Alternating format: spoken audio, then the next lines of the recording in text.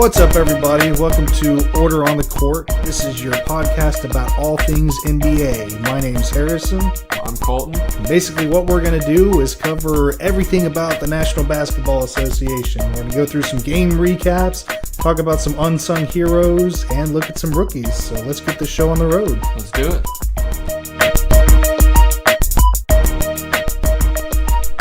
So first game we're going to get into is the Dallas Mavericks versus the Phoenix Suns. The big story in this one kind of going in was rookies Luka Doncic and DeAndre Ayton going up against each other. But I think the big key in this one was that Devin Booker could not miss. He really couldn't. Yeah, I don't know if you saw the fourth quarter, I believe it was. He scored something like 16 unanswered. Yeah. It's like 4 different three-pointers in there. Devin Booker shot an outstanding 63% from the field from three, and he was 12 of 19, hit 4 straight, I think, in the fourth quarter. Yeah, and it wasn't just like regular open three-pointers either. He was creating off the dribble and pretty much just pulling up for wherever he wanted. Dallas just couldn't stay with him. They didn't really have a man to stick to him either. No, but I'll tell you, the big thing for me was DeAndre Ayton. Big man had 18 points, 10 rebounds, 6 assists, couple blocks, and a steal. For your first game in the NBA, that's pretty damn impressive. And not to mention, he was going up against DeAndre Jordan. Yeah, that Jordan matchup was interesting. One thing that stuck out to me was that Ayton knew that Jordan was the better defensive player in this matchup and the more experienced player. Oh, yeah, he was. And there's no denying that. We all know it's true. But he did a really good job at calling for off-ball screens and working that baseline to get DeAndre Jordan off of him. And when he got that ball, he was typically matched up with a guy much smaller than him. And instead of settling for jump shots, he made those guys pay down in the paint. He really did. The White Powell, it was size difference there, really. A little bit of athleticism, too. Powell's good, Yeah. but he's no DeAndre Ayton. No. One thing that was a little disappointing, at least for me, was Luka Doncic. I think everyone was really expecting a big game out of him. Only 10 points, 3 rebounds, 3 assists. He played 31 minutes that whole game. Yeah, the flashes were there, but it just wasn't anything spectacular. Oh, yeah. And that may be attributed to the fact that Trevor Ariza was guarding him for most of the game in his debut with the Suns. And let me tell you, Trevor Ariza balled out in this game. Houston is going to miss him. But Luka just didn't do that well. Mm-mm. You got to wonder if it's something with like the European style, because he got called for a carry in the first quarter and he just looked confused. I think for him, he dribbles really high. He does. I think they play a lot of slower pace over there, in my opinion, too, compared to the NBA. Yeah, and you gotta think that slower pace dictates for a higher dribble just because you can react quicker, but not in the NBA. You gotta tighten that up. I think he'll fix that too over the course of the season. So the next game we want to get into is San Antonio Spurs versus the Minnesota Timberwolves, which was DeMar DeRozan's debut with the Spurs. Jimmy Butler's got drama with the Timberwolves. First of all, what do you think about this whole Jimmy Butler thing? I like what he's doing. I really do. He wants the younger guys to actually put in work like he did and where he came from, his whole path to the league, like Towns being on Twitter and all that and live streaming at 3 in the morning. I think he wants them to really work for it. For those of you that don't know, Jimmy Butler was like a 2-star recruit out of high school, went to junior college, got one Division I offer to Marquette, took it. He was the 30th pick in the draft, so he's had to work for everything he gets. And I don't know about you, but everyone said he was kind of going about this the wrong way. But watching this game, I think he's right. Yeah. Karl Anthony Towns only had 8 points, and he was just lacking on the defensive end. They say the oddball there is Andrew Wiggins, where you never know what you're going to get. But he had a good game. He did. And Towns was out-rebounded by LaMarcus Aldridge. Aldridge had 19 rebounds over Towns, along with 21 points. Towns is a lot more athletic than Aldridge is too, and I would have expected him to be more there on the backboards. Yeah, I think it comes down to defense too. One thing Butler emphasized was just the young guys not understanding the work. And from what I've seen of Towns so far, he doesn't look like he puts a whole lot of effort in on the defensive end. He doesn't, in my opinion, watching the game. We watched this game together, and it was shocking to see them go up. A lot of second chance opportunities for the Timberwolves despite that, but all of it was Derrick Rose and Jeff Teague shooting in off the perimeter. I don't know if Towns just couldn't keep up with Aldridge, but on a positive note, Butler was insane. He had 23 points. He had that one fadeaway in the corner at the very end there. That was pretty impressive. So I think he's right. Minnesota needs him to win. But on the other side, DeMar DeRozan's debut with San Antonio. First of all, what do you think about that trade? He got traded there for Kawhi, and the way Kawhi reacted to the whole situation and being in San Antonio, I think it was a good move. They got the unbalanced chemistry out the locker room, and knowing DeMar, he's going to work for Pop and for the team, and he's going to be a team player. Yeah, definitely. I think I've been pleasantly surprised with his passing so far. I mean, everybody knows DeMar DeRozan can score. He led the league in scoring for like a quarter of the season last year. I think he averaged about 27, 28 a game last year. But one thing watching the Spurs, he's really good at creating off of that dribble drive. And Kawhi Leonard, not so much. Kawhi's a great scorer, but I noticed a lot of times the offense would just stagnate at times. Oh, yeah, it did. He's a great defender as well. I just think DeMar, long-term in San Antonio, he's going to be a better player for San Antonio. Yeah, I do too. I think you can get a few more guys to go around him. The bummer there was losing Danny Green in that trade. Yeah, I would agree with that. Other than Kawhi, Green was their best defensive player. And now that DeJounte Murray, Derek White, and Lonnie Walker are all out for extended periods of time, it shows that they don't have a lot of defense on that perimeter. It does. And I think with them being out, DeMar is going to have to be more consistent with that three-point shot. Definitely. But I'll tell you, that Aldridge DeRozan pick-and-roll game, it looks like it can be deadly. It does. I want to see Aldridge put up a little bit more in the post of rebound scoring throughout the season. I like to see where this team will end up. I think they'll make the playoffs, though. Okay, so you're predicting they make the playoffs. I'll go with that. This team, Pop, he's not going to lose the streak that he has going with this team. I think they'll make the playoffs. It might be a 6, 7, 8 seed, but I think they will. See, I'm a Spurs fan by trade, so I'm a little biased, but I don't quite see how the Spurs made the playoffs last year without Kawhi Leonard. Yeah. And they go out, they lose Green. But aside from these injuries to Murray and other guys, they're bringing back basically the same core, but they're adding an all-star. So I don't see how the team doesn't pull something together to win. But I guess we'll see how that plays out. They're without Parker. Who's their starting point guard right now? Right now, they're starting Bryn Forbes. Bryn Forbes. He's been good for him in the past. Yeah, he's a sharpshooter for sure. Not as great on the ball handling it. Neither is Patty Mills. He's a whole different anomaly. But until Murray gets back, or White, that's about the best they can do. Patty Mills came up good for him in the playoffs in the past, and I think he'll be good for this team off the bench too. Yeah, he's a familiar face, which helps. Yeah. I think the Spurs brought in 7 new guys this year, which is unheard of in San Antonio. And Marco Bellinelli's back there, so that's going to have Marco. It's going to have some more shooting to it, especially off that DeRozan penetration. Yeah. So up next we got the Lakers-Blazers, and great game for the Blazers after the loss of their former owner. Yeah, it was a memorable night. They had an empty chair with a rose for Paul Allen out there. But getting down to the game, what do you think of the Lakers? I know there's the hype around LeBron, but what exactly is the buzz around this team? I think starting Rondo over Lonzo is a good option. I really do. Rondo's a veteran point guard. You have 2 ball handlers out there with LeBron and Rondo. They just need some shooting around them now. The shooting was abysmal. I don't want to criticize Magic Johnson because having been in the NBA, I know he knows more about basketball than I do. But some of the guys he went after, Rondo's a good player. I agree. Lance Stevenson's a good player. JaVale McGee's even morphed into a semi-decent player. He's no all-star. Yeah, he's hit a few threes this year, too. Yeah, that was surprising. Well, especially given how bad the Lakers are at shooting threes. But they have no shooters. No, I wouldn't be surprised. They need to bring in a three-point shooter, and I wouldn't be surprised if I was Magic. I'd look at Kyle Korver from the Cavs. He fits in with LeBron. I was actually going to say the exact same thing. I think Cleveland's probably going to look to move him, too, just because he's getting older. But, I mean, from that game, they hit 8 total threes. They shot 23% from the three-point line. So that's 7 threes made out of 30 attempted, which is terrible. You think that's 21 points from beyond the arc. And 4 of those came from Josh Hart.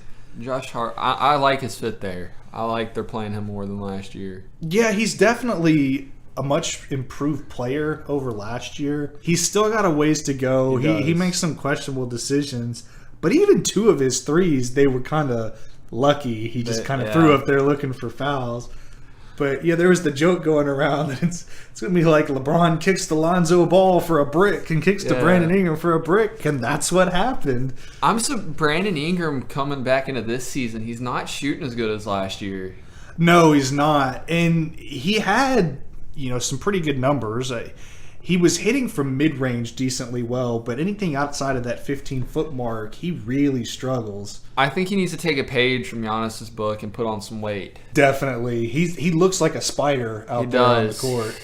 He looks like he's 6'11" and weighs 190 is what he looks like out there. Yeah, which is probably about his dimensions. Yeah, he's lengthy. If he put on some more weight, he'd be a better defender too. He'd be able to stay in front of him more, in my opinion. He wouldn't be getting pushed around. Well, and I'm not sold on his fit with this Lakers team. I'm not either. Yeah, Magic, with the whole Kawhi Leonard saga, him wanting to go to L.A., there was a lot of rumors about possible assets the Lakers could offer the Spurs. And, the Spurs, they never officially said this, but the rumor was that they wanted a package including, Kuzma, Hart, Ingram, and maybe a pick. Realistically, they're not going to get that. There's no such thing as equal value in NBA trades.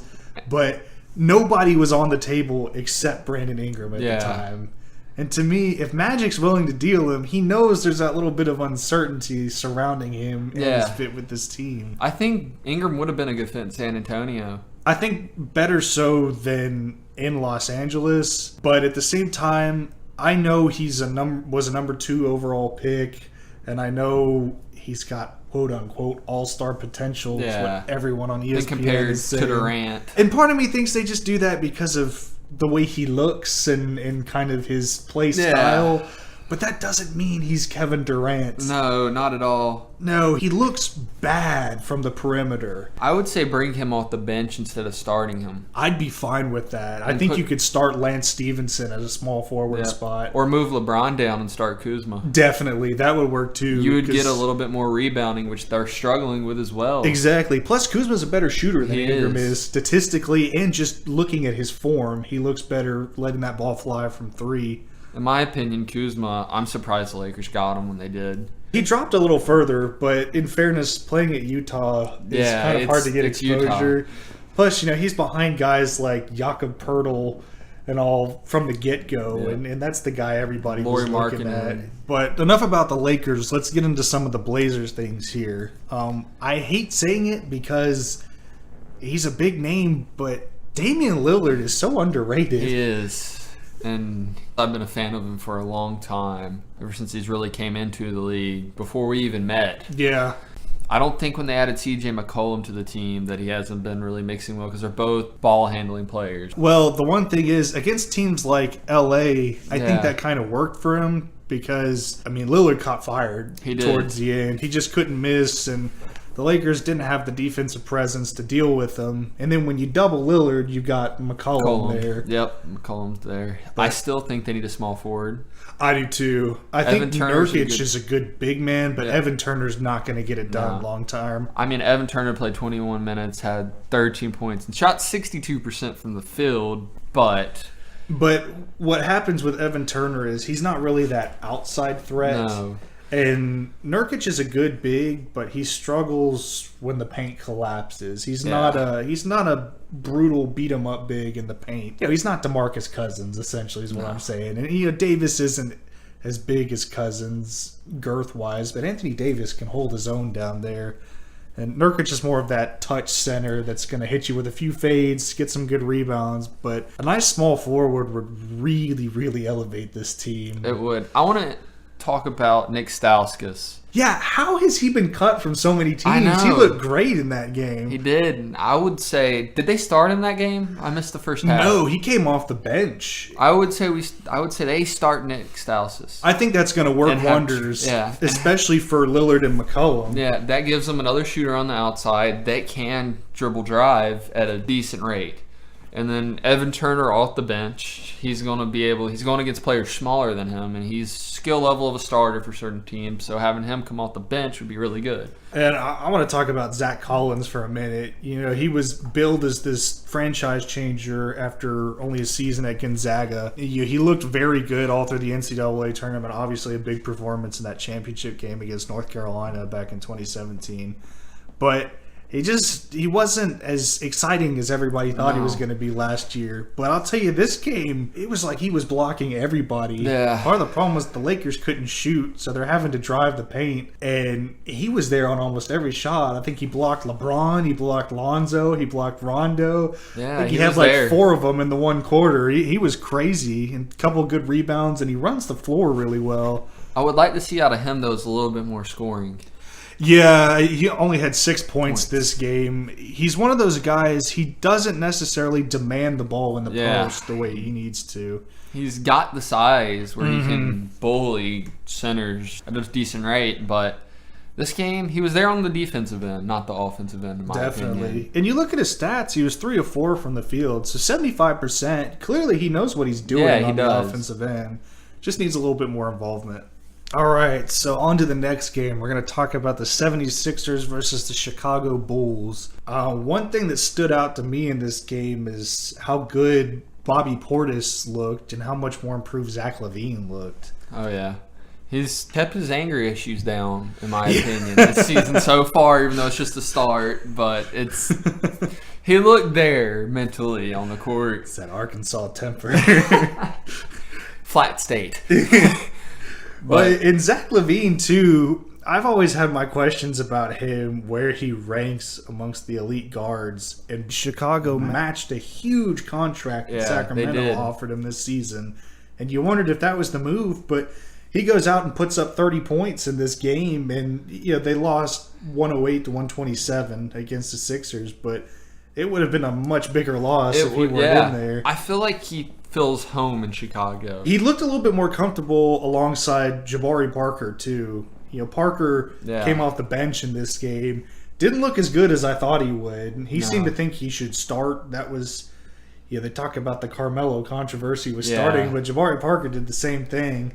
And he just wasn't there, and LaVine came up in the big moments. But going back to Portis, I think what got me was he put up 20 points in this game, but he went toe-to-toe with Joel Embiid. He did. He really did. And in my opinion, Joel Embiid is one of the 3 best centers in the league. Is. I have if him not behind. The best. Even though Cousins is hurt, I have him behind him. Yeah, I think Cousins is probably right now better. By the end of the season, it could be a different story. I want to see how Cousins does after this whole Achilles tear thing. You don't know if he's going to be the same. No, you really don't. I want to see him play this year, but I mean, if he wants to sit out and rest and just be there on the Warriors team, win a ring. Yeah, we're coming at you, DeMarcus Cousins. We know what you did. Why didn't you stay with the Pelicans? Well, if not the Pelicans, you think he could have gone somewhere like L.A. where they would have signed him to a long-term deal, let him rehab. He gets to play with LeBron. Didn't they offer him? A lot of teams offered him. That was the thing that came out with Cousins is he signed with the Warriors and billed it like nobody wanted him, and he was this put-upon, injured, hurt guy. Then it starts coming out that like every GM in the league is trying to get him on the phone, and he called Golden State and said, "Hey, sign me for a minimum. I want to go there." You know what that reminds me of is he has that attitude from where he was at Kentucky. Like he's the big man. He's going to do what he wants. Yeah, he's going to go where he wants, and he wanted to be in Golden State, and he ended up there. But on the other side, Cousins is also a guy that doesn't care what people say about him. That is true. He's never cared. You watch Kevin Durant up and leave the Thunder, and then he's got Twitter burning their accounts. He's crying on the media about how much people hate him. And it's like, what did you think was going to happen, dude? You went to this juggernaut of a team and pretty much made yourself an automatic title winner. People are going to hate you. Cousins, he just does not care. Yeah. And it's like that post I was telling you about, which is less likely to happen. Yeah. Westbrook having another triple-double or Durant not replying back on Twitter with burner accounts. But Cousins doesn't care. And no, he's been very public that, send him all the hate you want. Yeah. It's not going to bother him. He made his decision, which I got to say, I'm not a Cousins fan, but I'll give due props to the guy. That's pretty cool that he knows what he did is not going to be a popular move, but he, like you said, he's going to do what he wants to do. Yep, he is. Back to the Bulls and the Sixers game. We had Joel Embiid, and he was going at it with Wendell Carter Jr. too, some of that game. Yeah, Wendell Carter didn't do as well as I thought he would. No. I watched him extensively at Duke. He was overshadowed by Marvin Bagley III a lot at Duke. There's a lot of controversy about this offseason. His mother kind of spouting off about Mike Krzyzewski, and then you have the whole Trayvon Duval situation. So a lot of people complaining they didn't get due recognition and due time at Duke. But he was one that I thought would really prove that he deserved that time because he was the top recruit of that Duke class until Bagley reclassified. And I really expected him to come out and show his worth, and he fell flat. He just looked lost half the time out there. He really did. They got 2 Duke players on this roster, and Jabari and Wendell. Yeah. I would say try playing Wendell at a small forward. Or not a small forward, a power forward. I was going to say he's a little big for the small forward spot. That's a bold statement there. That's one of those 2K things where it's late in the game and you simulate it too. You're like, well, crap, why is he playing small forward? No, I meant power forward. But yeah, I mean, he's a big guy. He rebounds well, but I think the big thing they tried to build was he could be a stretch 5. And you saw him in the summer league look pretty good taking some threes, but he just... Granted, again, he was matched up with guys like Joel Embiid, Amir Johnson a couple times. And first of all, I'm an Amir Johnson fan. That guy, he's good enough to start for some teams in this league. I'm looking at you, Charlotte. But you watch him. He makes some big plays off the bench for the Sixers, and they put him in there. And there's this veteran who's been around. He's been in the playoffs. He's done his job, and he's up against this kid in his first game. Yeah. That's rough for a guy like Wendell Carter Jr. So hoping to see a little bit more development out of him. I want to know what happened to Cameron Payne. What hit him after he left OKC? Yeah, you got to wonder if it's just lack of playing time over the years or what. Because he was a decent college player. He was a decent college player. But, I mean... In this game, he started at point guard. He wasn't even the best point guard on the floor at times. I mean, Zach LaVine doubled down on the point guard duties. Cameron Payne looked like he didn't know what he was doing out there. Well, you look, Cameron Payne played 21 minutes, held scoreless the whole game, couple turnovers. Antonio Blakeney, a relative unknown out of LSU. Yeah, I've never heard of him. Yeah, I watched this guy play back in college live when he'd come to College Station and play. That's how I knew him. He was basically LSU's leading scorer once Ben Simmons left. Yeah. Never did I ever think he had NBA potential. Great player, just not what I thought of when I thought NBA point guard. He comes out here and shows out with 15 points, makes Cam Payne, who's a 4-year vet, look like a fool. Yeah. I would start him, honestly, see what he can do, switch it in and out, see who gets their footing at the starting position, have them battle for it, some competition, let's say, within the team. Especially with LaVine scoring and distributing the way he is. Cameron Payne is technically a pass-first guard. They need scoring out in Chicago. Do. And Blakeney, I mean, he was pretty good scoring-wise. He only shot 38%, but... for a young player, that's not bad, especially in a role like that he didn't expect. Oh, yeah. Now, for the other team, the Sixers, there's just this ongoing anomaly of how good is Ben Simmons. Yeah. And he looks pretty good. He put up a triple-double in this game. He had 13 points, 13 rebounds, 11 assists, 5 of 8 from the field for 62%. But it's clear this guy did not work on his jump shot enough over the summer. And you got to wonder, how long can he keep this up where he's passing the way he is, where they don't just start stepping off of him and double teaming someone else because they know he can't score from the perimeter. I would love to see him this coming offseason work out with Reddick or Ray Allen, just someone who's a pure shooter that knows how to shoot, has great form, and isn't afraid to take a shot in the clutch moment. Exactly. You know, they could get him and Fultz out there working. Fultz, too. Like, you took all these videos that came out of him during this offseason, working on a shot, and making it look like he's back to what he was at Washington. He didn't have a bad game. Fultz finished with 12 points, 4 rebounds, 5 assists. Yeah, he had 2 steals. He was pretty good on the defensive end. One thing I'm not sure about Fultz is the eye test with him. Yeah. He looks unengaged when he has the ball. He's kind of walks it up the floor nonchalantly. And, the Sixers fans seem to be all in on him. They're roaring every time he gets the ball. They Trust want him the process. to score. Exactly, yeah. I mean, it worked out for Embiid, didn't it? It did. Embiid's really good. I'm doubting it though with Fultz long term. I just feel like he's going to be another Anthony Bennett, but still hang around in the league. Yeah, and you wonder, the more I've seen of him play, I know he has the tools to be a dynamite scorer.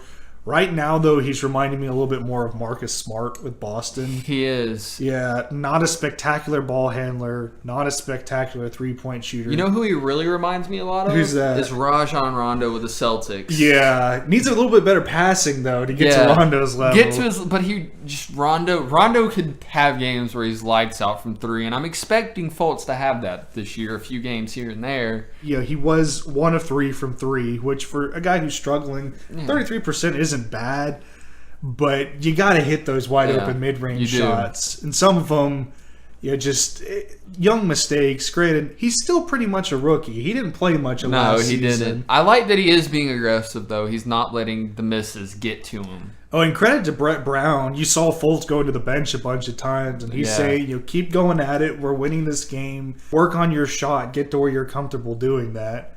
And I mean, in the fourth quarter, they were up big against Chicago. Mm-hmm. So he had time to actually get some actual fundamental playing time in. We'll have to see how it goes. So we got up next is the Celtics-Raptors. And the Raptors came out on top 113-101 against the Celtics, which puts them at a 2-0 record to the Celtics 1-1. And honestly, I'm liking the way Kawhi's looking up there in the 6 or Toronto, whatever you want to call it. He's looked good so far. This was a big game because a lot of people think this is going to be what the Eastern Conference Finals is. Oh, yeah. And I like the matchup between Tatum and Kawhi. I really do. Yeah, it's intriguing. Tatum's impressed a lot so far. And it's funny. It makes you think that Danny Ainge pretty much fleeced the Sixers last year. Yeah, he wanted to take Jason Tatum at number 1. He said that. And then Philadelphia calls and puts this deal in his lap where he gets to get Jason Tatum at the number 3 spot. And he gets a pick. So you'd be crazy not to take that. I mean, Danny Ainge has orchestrated something about getting picks. Yeah, and you got to wonder, they're projected to have... They had the Kings pick this year. So they're projected to have a top 3 pick. Yeah, they're going to get their pick from guys like R.J. Barrett, Nasir Little, Zion Williamson, kids like that, where you wonder how much more star power can they fit on this team, and how long can they think they need guys? A big man, and I've not been impressed with Al Horford. Really? Because I've really enjoyed watching him in Boston. I haven't been impressed. People say he fits, which he does, but in my opinion, I don't think he fits. He's the oldest one he's one of the older people on the team. I would like to see them get a young big man. See, they just drafted a young guy. They got Robert Williams out of Texas A&M this offseason. A lot of comparisons to DeAndre Jordan. Struggles to score, a great defender. My thing with Horford is a lot of people don't think he fits because he doesn't always put up the big numbers. But, I mean, look at this game. He has 14 points, 10 rebounds, 9 assists. That's almost a triple-double from the center spot. And typically, his stats, he's going to get about 13 points a game, maybe 6 rebounds. But if you look at the Celtics last year, when they needed a big bucket in clutch time, Horford's the guy that got it. That is true. They got Kyrie back and Hayward. Yeah. They're loaded on the small forward spot. They definitely got... Horford's just one of those guys. He does all the right things. He's never going to be your... Well, occasionally he'll be your leading scorer. He's never going to be your go-to guy on this team. Kyrie's your go-to guy from the get-go. Yeah. Then probably Hayward, then Jason Tatum. And then, you've got Jaylen Brown in there too, who's developing nicely. But Horford's that guy that kind of glues it all together. I think these couple of games, we were talking about this earlier, they've really put a seal on people that were saying, get rid of Kyrie Irving and start Terry Rozier. I hear that and I think, how stupid can you get? It's Kyrie Irving. Yeah, Kyrie Irving is arguably the best scoring point guard in the NBA alongside Steph Curry and Damian Lillard. Yeah. That's, puts up 21 in this game. Under Stevens, too, he has developed into an underrated playmaker. Puts up about 6 assists a game now. You never saw that in Cleveland. And I mean, looking at this, not to compare it to the great two teams that played each other, the Lakers with Kobe and the Celtics with Pierce, Garnett, and Allen and Rondo, but I could see something like that happening with Toronto and Boston. Well, Jason Tatum, it's funny you said that. Jason Tatum is like the second coming of Paul Pierce. Oh, yeah. And I'm going to go ahead and say that right now in his career, he is almost just as good as Pierce was in his prime. He's going to be in multiple All-Stars. I definitely think so. He's going to be the best player from that draft. And if this is the Eastern Conference Finals, I want to see him go to toe-to-toe against Kawhi and solidify that, hey, I'm a top small forward in this league, and it's only my second year. Well, and it was interesting. They actually started him at the power forward the other night against Philly. He was going at it with Joel Embiid, and that was fun. I'm a big Embiid fan just because he's old school, and Joel dunked on Tatum, said something to him. Tatum comes down the court next play, hits that bank shot over him from the top of the key. Embiid goes to him and goes, I played good defense. You're just hitting tough shots. And Tatum gives him a little wink. I was like, I like these guys. Jason Tatum seems like a good dude. And another player who reminds me a lot of a Paul George style. He's plays gritty, wants to win. Well, I think you're going to see Tatum resemble Pierce and LeBron James later in his career. Yes. It's funny. He's so good already, but he's still learning what he can do. Didn't he work out with Kobe over the summer? Worked out with Kobe, with Embiid, with Leonard, a lot of big-time names. And he's 20 years old. His body isn't even fully developed yet. You're going to see him, if you look at him, there's a picture of him next to LeBron. And his shoulders are so wide. When that frame fills out, he's going to be near unstoppable. Oh, yeah. But getting back to this game, on the other side, we already talked, Kawhi looked good. Puts up his first 30-plus point game of the season.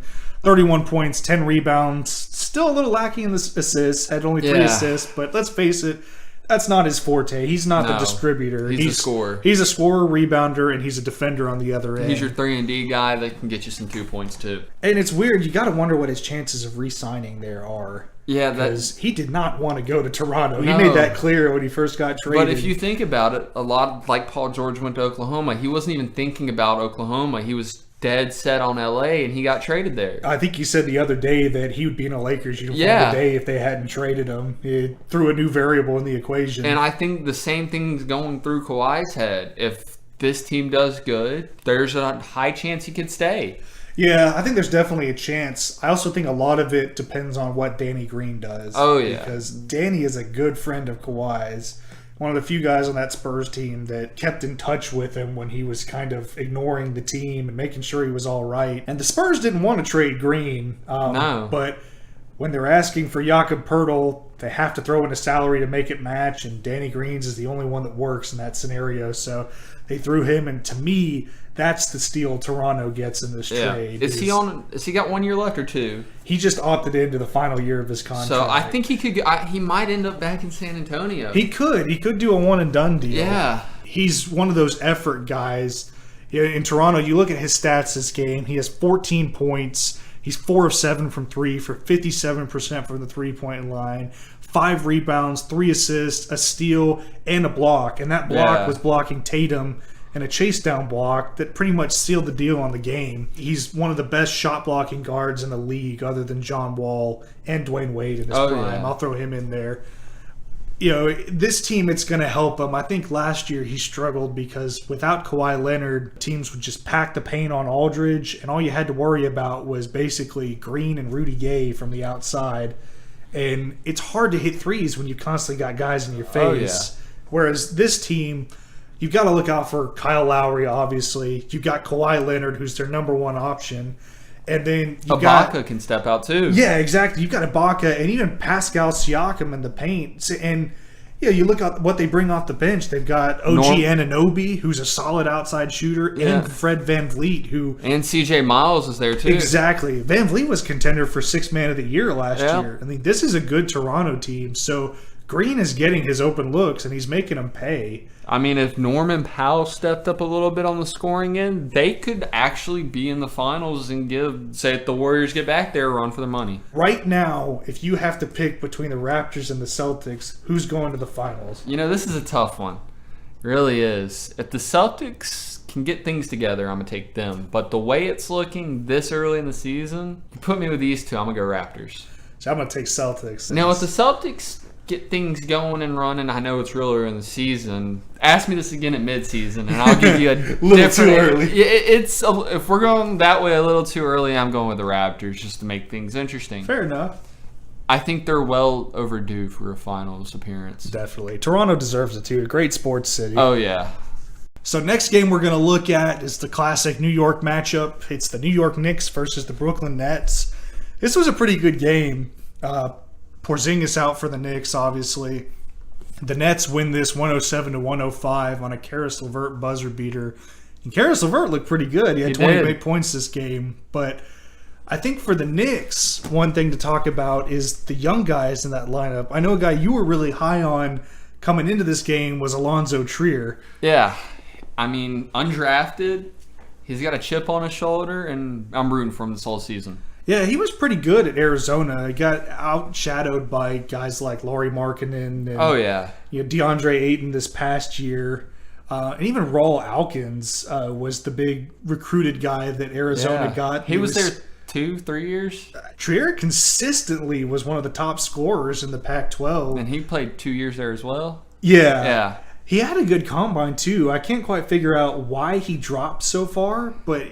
I think you texted me right after his debut game. Yeah, I did. You're like, who is this dude? He had like 15 points and 6 rebounds or something. I've never heard of him until the Knicks signed him, and he played his first game, and he passed the eye test for me. He looks like he has a future in the league. I'm rooting for him. I like those underdog guys. Oh, yeah. He's going to be good. Yeah, he's one of those guys that you can kind of see where the experience helps coming into the league.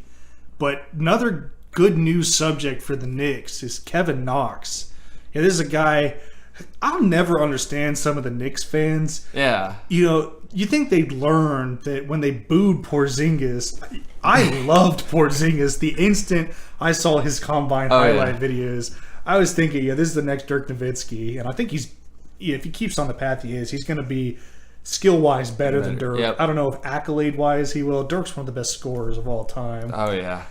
Whole career in Dallas. Yeah, and as a Spurs fan, I say I love Dirk Nowitzki. Great player, great guy. But, you've got Enes Kanter and Tim Hardaway each putting up 29 points in this game. Those are going to be your go-to guys without Porzingis.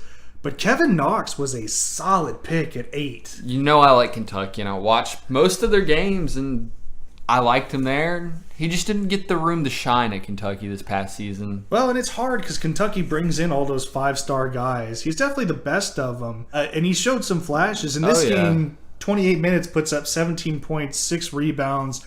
No assists, but that's not for lack of moving the ball. No. Your guys have got to hit the shots for you to get an assist. And I think they're going with Porzingis out. They're looking at him to score or Hardaway. Definitely. And then when Porzingis comes back in, right now they're starting Lance Thomas at the power forward.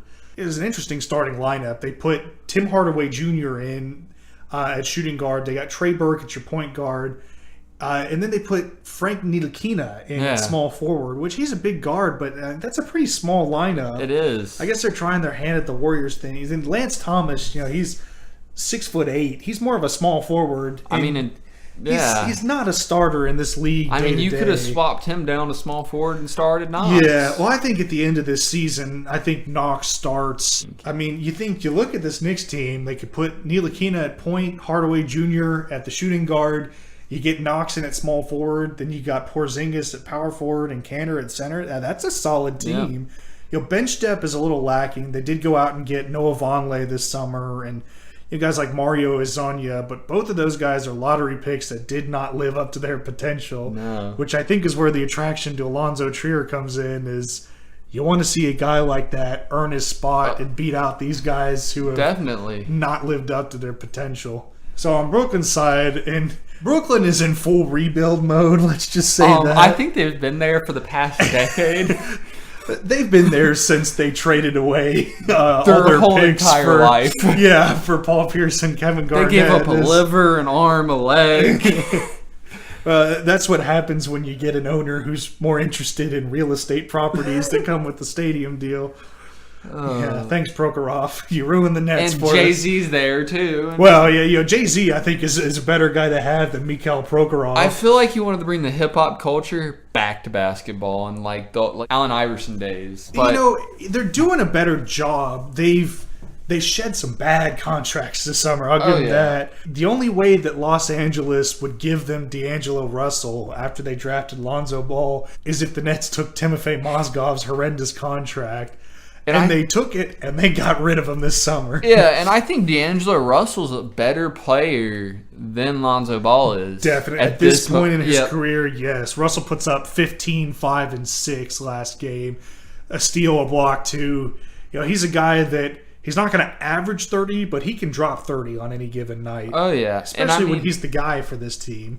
He didn't have the good locker room chemistry in LA, but I think this is his team now. He's found a home here. He's done in LA now. He's moved on. I think the fans have too. And he's impressed me. He looks a lot better, particularly on the defensive end. Shoots 50% from 3 this game. That's another thing people worried about in LA. Now they worry about it with Lonzo Ball. Now they worry about it with everybody on their team. Let's be honest. That's the point. But Brooklyn goes out, gets some solid veterans to put on the bench this year. I have a feeling I think I know what you're about to say. Kenneth Faried. Well, I was going to talk about Ed Davis. Ed Davis is good. For my money, Ed Davis is the best He's backup a UNC center boy, in isn't the he? league. Yeah. He is. Yeah, played 2 years at North Carolina. Won a championship there, broke his hand the second. Yeah. Not a big sample size, but he's a guy you thought was going to be bigger once he started to blossom in Toronto, where they drafted him. Goes to Memphis, does okay there. Oh, yeah. Then goes to LA, doesn't do too well. Goes to Portland, has a little bit of a revival. Grew his hair out. Yeah, looks like a chia pet. Yeah, he did. But like I said, for my money, it's funny. I think I'd give this title to 2 UNC guys. I think probably the 2 best backup centers in the league are probably Ed Davis and John Henson. John Henson is good. He can definitely block some shots. Yeah, although he does start now from time to time. He does. But Ed Davis with... big thing he does is he rebounds, gets you a lot of second chance points. He had 10 in this game, second in rebounds on the team. Only 5 points, but he only took 3 shots, so he made 2 of them. 1 and 2 from the free throw line. I want to talk about Alan Crabb. I was going to say that's the only bad contract they've got right now. And I mean, you can't really ship him anywhere. You can't, and I mean, if you cut him, you still have to pay the contract because he's not going to get signed. Yeah, they're going to have to ride his contract out. He was worth it a little bit when he was starting. Oh yeah. But you look at Karis LeVert. They draft him out of Michigan. He has 28 points this game. Oh, this is his second season. He's doing big things, along with 6 rebounds, 5 assists. Clearly, he's the better guy. He's going to be the future there. And Crabbe's just coming off the bench. Only 5 points in this game. 2 of 7 from the field. 1 of 5 from 3. Looking like the Lakers. But they're just not going to get the press coverage. No. Brooklyn had some decently underrated moves this season. Ed Davis, the big one. I think Kenneth Faried, if he plays, could be an asset. Jared Allen was a great pick last year. He's going to be a good center. They bring in Jared Dudley, who's another veteran. And you know who if they could get him? Joe Ingles. He's a little older. I think he would fit good in with this team. But it's funny you say that because I think Joe Harris is kind of a poor man's Joe Ingles. He is. Next game on the list, our last one actually, is the Houston-Los Angeles Lakers game. This one you called me about when this was going down. Routine game turns into just this crazy fight at the end, results in... this fight was better than the Mayweather-McGregor fight. Yeah, honestly, it probably was. Brandon Ingram suspended 4 games. Rajon Rondo gets 2, I believe. I think it was Rondo got 3. Rondo Chris got Paul 3, got got 2. That was the most entertaining part of this game. Houston, like they do, they're going to come out and shoot a ton of threes. Oh, yeah. They shoot 42 three-pointers in this game, make 16 of them for 38% as a team. That's pretty good. James Harden with 36 points, 7 rebounds, 5 assists. Chris Paul balls out with 28 points, 7 rebounds, 10 assists. Carmelo Anthony off the bench still played 29 minutes. Yeah. Well, back to your story. The story for me with this team is they have no defense. No. It's funny. Both teams. Yeah. Well, I mean, at least LeBron defends and Rondo can. But you look at Houston, I think their underrated signings last year, they had Luke Richard and Mbah-a-Moute. Trevor Ariza. Yeah, well, Mbah-a-Moute bolts to go back to the Clippers. Yeah. Ariza takes a deal in Phoenix because they won't re-sign him in Houston for that much. Ariza balls out in his first game. He had 26 points. He's a great defender. Yeah, not to mention he locks up Luka Doncic in his first game. Holds him to 10. And, PJ Tucker's a good defender, but he's not Trevor Ariza. No. Puts up 6 points total this game.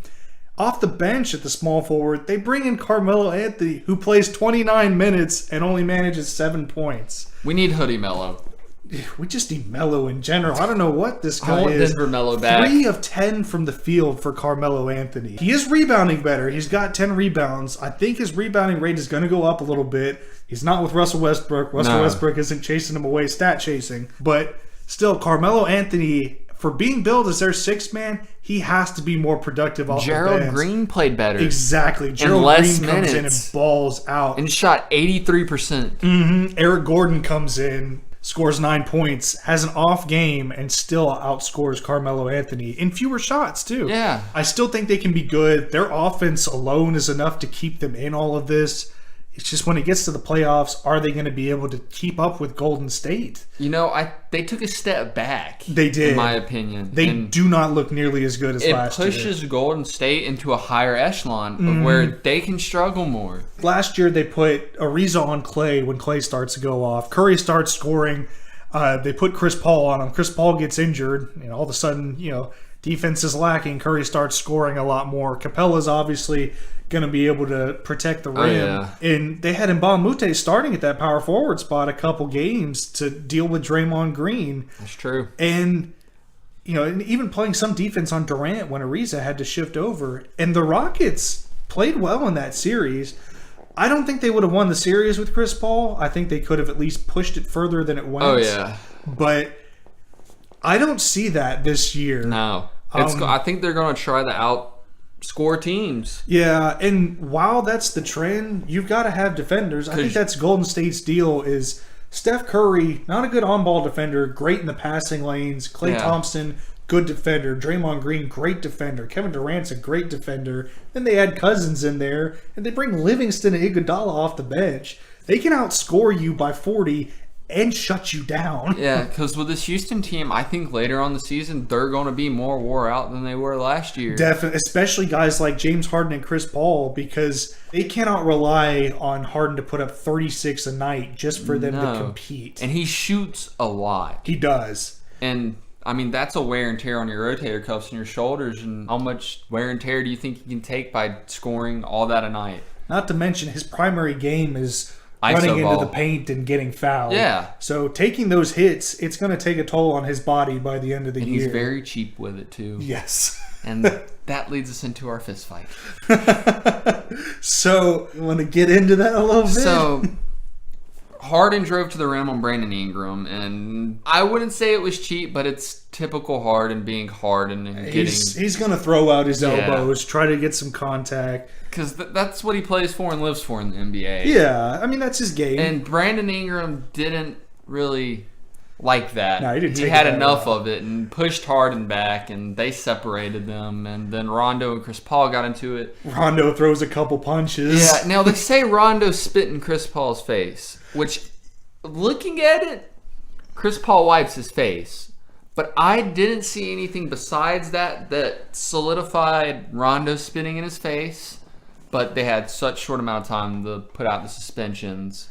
Yeah. Well, and I heard a lot of people say, Oh, I can't believe they only got 4 games. That should have been 15. Yeah. They need to slow their roll. That's where the NBA has gotten soft, is that people think that, Jermaine O'Neal got 15 games back in the day after he punched 2 fans and a bunch of players in Malice at the Palace. Yeah. And so if that's a 15-game suspension, this isn't much. No. And I mean, Chris Paul putting his hand in Rondo's face, I can see why you hit him if you didn't spin his face. And Rondo did go to Chris Paul first. If I'm Chris Paul, I don't blame him for charging back. And I can't believe I'm saying this because I've never been a Chris Paul fan.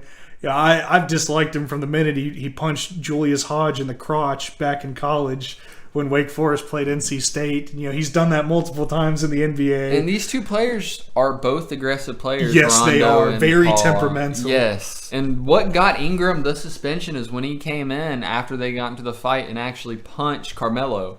Well, and that was a shock to me because Ingram's a quiet dude. He doesn't is. say a whole lot. Like I said, I'm not high on the guy as a superstar player, but he's not a hothead like that. No, I think he was already on edge.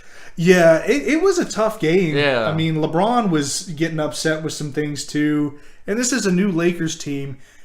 For the past 5-6 years, the Lakers have not expected to compete. Now they are. And when things start to go wrong, they get frustrated. They expect to be winning these kind of games, especially with a guy like LeBron. And LeBron talked to him maybe a day after. I know he didn't sit down with him after the game and talk to him, but I have a feeling he talked to him about it. He has to. He's the leader of that team. Oh, yeah. That's his team. Obviously, both teams expecting to be contenders in the playoffs this year. Like we said, neither of them looking as good as expected. Yeah. But this was a must-win game for Houston, exactly. More than it was against for the best player in the league. Oh, yeah. Shows they can win against those kind of players, but they're going to be tested later. So are the Lakers. We're just going to have to see how that plays out and if they indeed live up to expectations. Okay, so now that we've gone through the significant games for this past week, we're going to look at some of the unsung heroes of this week. And this list we've compiled, we've tried to leave out your typical guys like LeBron James, Russell Westbrook, because LeBron puts up like 26, 10, and 8. That's a typical night for LeBron James. That's a great stat line, too. But that's wonderful stat line, yeah. But he's the best player in the league. We know he's going to do that. These are guys that don't get a lot of mention that we're going to try to sing some praises for. So first up, we've got your boy, Jason Tatum. I've bought in on him. Yeah, I kind of have too. You wondered if Boston was going to stack these assets and trade them away. But with how Tatum's looked these first couple of games, defensively, offensively, on ball, off ball, just as a teammate, he's the total package. Young guy, once he develops, he's going to be scary. Definitely. And it's going to be him and Giannis as the top 2 players in the league at small forward eventually. Yeah, I think so too. Maybe a couple in this next draft class loaded with small forwards, but definitely right now he's the top guy other than maybe Donovan Mitchell as the best rookie in last year's class. Moving on next, we got Devin Booker. This was my addition to the list. Seeing him in that first game, Devin Booker's just one of those guys that keeps surprising you every year with how much better he's gotten. And I'm ready to declare him the best player from Kentucky in that class, even though Karl Anthony Towns is number 1. He's better than Towns, in my opinion. Yeah, and one thing I've noticed with Phoenix so far is they've been using Booker as more of a point guard. He's been bringing the ball up the floor. He's got a sweet handle. He does. He's physical. He can get into the paint. He can shoot. I mean, he's almost unguardable to the point he's playing like James Harden. And when he gets hot, he does not miss. And when the going gets tough, he gets going. Exactly. He's going to will his team to a lot of wins. Pairing him with a guy like DeAndre Ayton is going to work wonders for the Suns. Another team to look out for in the future. They're just missing that one other piece. First 2 games, Kemba Walker. Has been playing really well, leading the league in scoring, and he doesn't get a lot of spotlight being in Charlotte. He's like Damian Lillard. Yeah. He's consistently putting up these numbers. He's the franchise leader in scoring. Yeah. And he's only recently been named to an all-star team. Yeah, he's another player that's going to fall by the wayside in a few years that no one's going to remember unless you followed the teams or where he played in college. Yeah, and you got to wonder, does Charlotte keep him? I honestly, I don't think they can get rid of him now that he means so much to the franchise. He means so much to that city of Charlotte, too. Yeah, but they have got to pair some better talent with him. Now we're going to talk about a couple of Nikolas. One I know you've been high on since he was drafted was Nikola Jokic. Yep, he was really good. Yeah, I think he had 35 points the other night and only missed one shot. What he doesn't get recognized for a lot is he's a great ball handler. Definitely. He gets his passing recognized. Yes. Not coming up the court, he looks like Magic Johnson sometimes. Yeah, like Jamal Murray out there with him. When he's on the bench, who do you have to handle the ball? And Porter's not playing. And if Porter was there, Porter could handle the ball. Exactly. But he is a really good ball handler. And then, not to mention, they've got Isaiah Thomas there too. Yeah. Ready to come back and prove that he can still be a star. But for me, the name that jumps out on this list the most, Nikola Mirotic. Oh, yeah. Right behind Kimba in scoring. Yeah. I mean, he comes out, the Pelicans killed the Rockets. Obviously, Anthony Davis is going to be a problem for teams. They're two big men. I think this is what they were trying to get with Cousins and Davis, but it happened with Mirotic. And I think it's a better tandem because it's an inside-out thing where Davis and Cousins, let's face it, they're both inside guys. Cousins tried to stretch the floor, but he couldn't. Yeah, and this is what Chicago hoped Mirotic would be and never could get him to be alongside I hope Butler. he keeps this up throughout the year. He's looked fantastic. Career-high 36 points one game, follows it up with like 30 the next and 28 after. He's looked incredible. Okay, so finally we want to get into the rookies that we want to look at here. We've each kind of compiled a few different players we want to look at. Number one guy on the list for me is DeAndre Ayton. I know that's stereotypical at this point and just cliche. Yeah. We've covered a lot on him already, but he's going to be a good rookie. He's going to be a contender for Rookie of the Year. I mean, he comes out and nearly puts up a triple-double in his first game. You know who he reminds me a lot of? Who's that? A young Shaq. See, that's interesting because I was thinking of one of Shaq's main competitors, David Robinson. Is who he reminds me of. He's a little bit of both. He's not as athletic as a young Shaq. He's got that Shaq bully instinct in the paint, but one thing that got me is his mid-range jumper, his form, and just his poise on it is so similar to Robinson, along with his moves.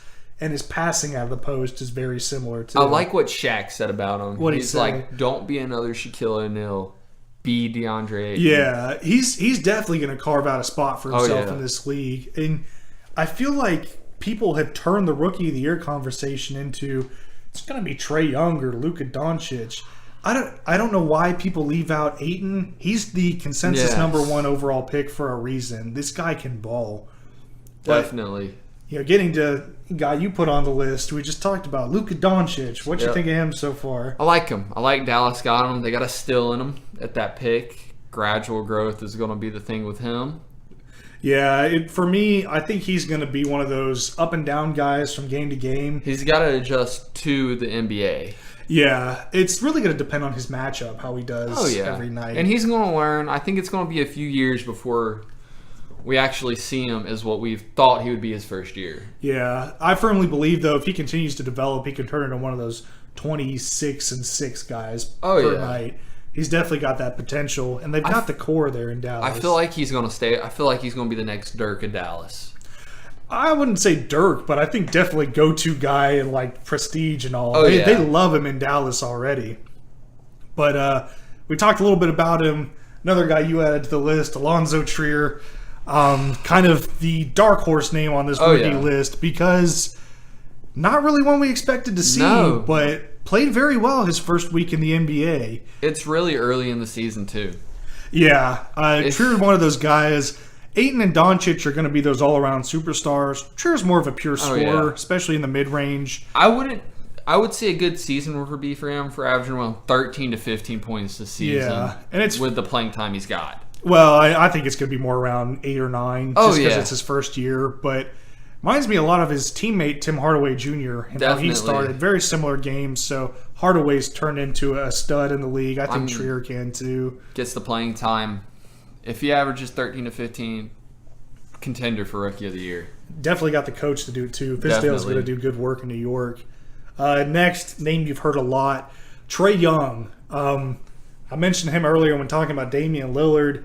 Trae Young looks like he watched Steph Curry and tried to imitate everything Steph Curry did as a kid. Every little niche. Even down to his shot. It's almost identical. And it showed this last game. He's the first rookie this season to put up 30-plus points in a game. Yeah.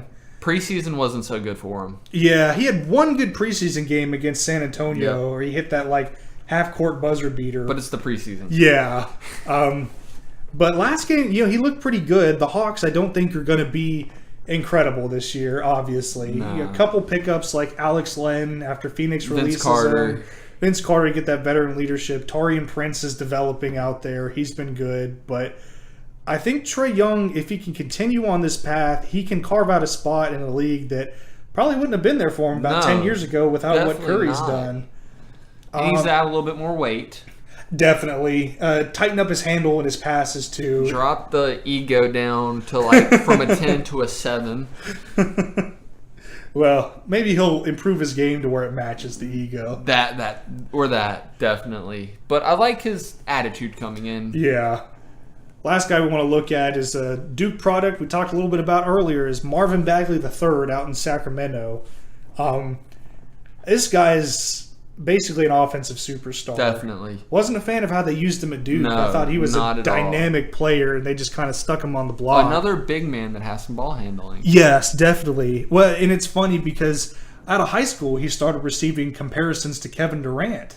Oh, yeah. And Same body build. My opinion, he's more of a power forward. Yeah, definitely think so. An athletic power forward where if he gets matched up with Green, he can blow right by him. Yeah, very good in the mid-range. Decent three-point shooter. Thing he needs to work on is his defense. Definitely. He struggles with his footwork, staying on guys. He can be a good rim protector. He's insanely athletic. Oh, yeah. Got the quickest second jump I've ever seen. I think that hair is going to get in his way at a certain point if it starts bobbing down, but hey, it adds to his height for the stats. Yeah. But Marvin Bagley, probably going to be a franchise changer for the Kings in the future. I just hope he doesn't end up like another DeMarcus Cousins there. Really? Yeah, I really do too. He doesn't seem to have the same kind of attitude. No, Cousins they got a good does. point guard around him. And yeah, and all good core. Buddy Hield. Yeah, all this rebuilding, he seems to be on board. The Kings have been really making an effort to go after high-character guys. Last year you saw him bring in De'Aaron Fox. Isn't Justin Jackson there? Yeah, they bring in Justin Jackson from UNC, Frank Mason from Kansas. They bring in Harry Giles from Duke.